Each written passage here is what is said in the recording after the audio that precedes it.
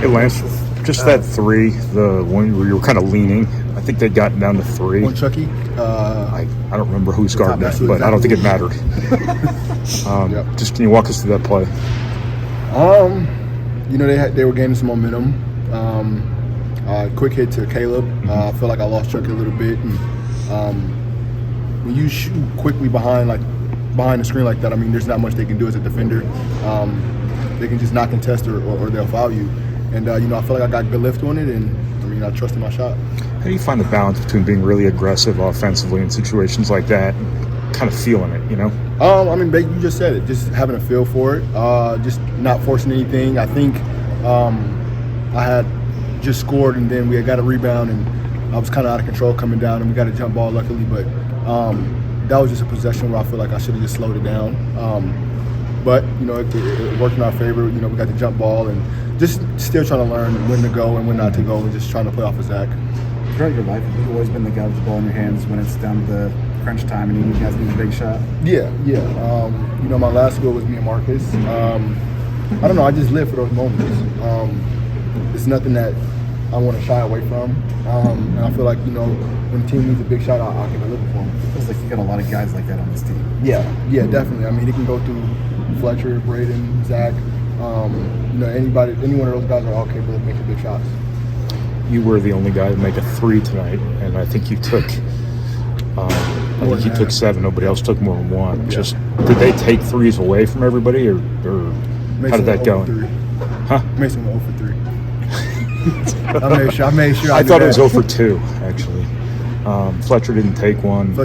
Mason was 0 for 3. One of them got blocked. Okay. I made sure I knew that because I was like, damn, I did take a lot of threes, but I don't know. Yeah, I feel like they were, being aggressive defensively, taking things away. I don't know. I feel like they were just trying to get up in us and limit our open shots.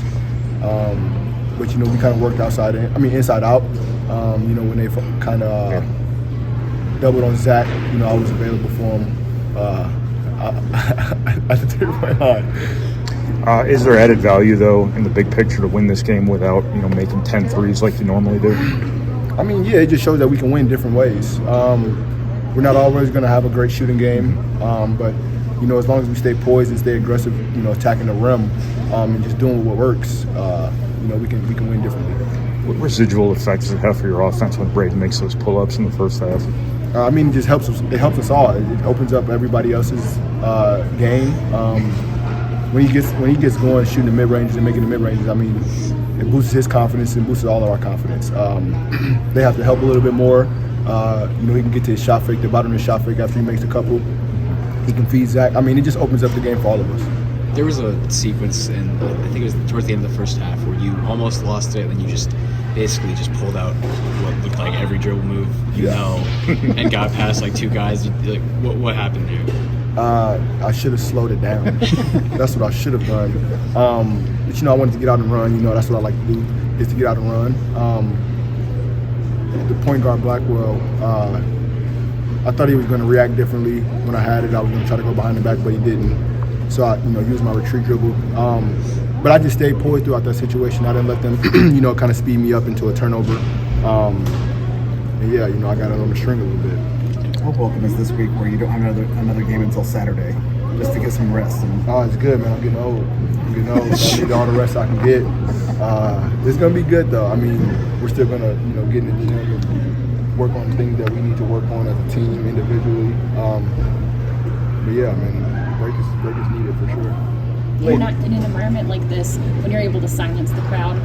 What goes through your head? What does that do for your confidence? Goes through the roof.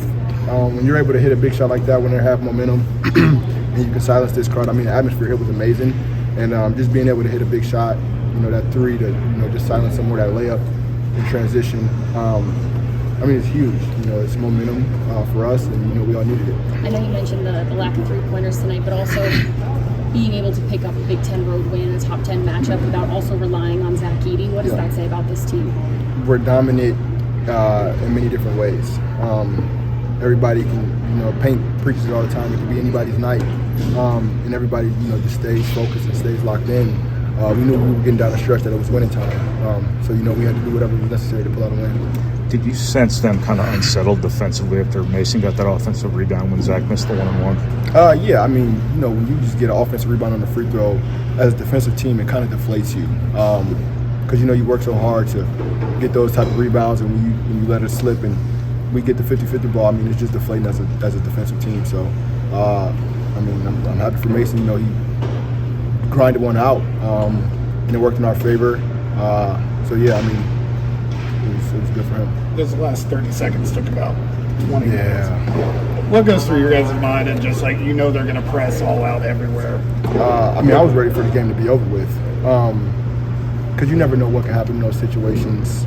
But as long as we stayed, focused and poised, we knew how many timeouts we had. We kept preaching that to each other. We didn't want to give up any threes, and we wanted to just stay locked in defensively, and just be ready to make our free throws when we needed to. It seems like you're crashing the glass a lot more here recently. Is there any reason for that, or is it just the way that they're trying to body Zach and you see opportunities? Or when I see Braden crashing, I know if you want to crash. I mean, if he's getting down in the nitty-gritty with the big guys and getting all those rebounds, why can't I? It just makes my drive to rebound and help him. It excels my drive because when we get those rebounds as guards, we can get out and go. How much does Zach-Ade change the just course dynamics on defense? It seemed like Wisconsin would get into the paint and then just kind of like don't want to go near. Yeah, I mean, when you have a 7-footer down there that takes up the whole lane, there's not really much you can do besides try to use as many up fakes and pivots as you can. And when Zach's discipline stays down, it's just really on us, on guards, to just stay with our man that are cutting on outside the arc. And when we do that, I mean, there's really nothing we can do. Is that something you can take advantage of? I think that last store jumper you came back and contested because he stepped away from Edie. Is that something you count on? Yeah, I mean, definitely. When Zach is down there to help you, I mean, you just want to work hard for him because he's busting his tail down there to take up space and get those rebounds. And I don't know, I just wanted to be a defensive pest on store today as well. Thanks. Thank you.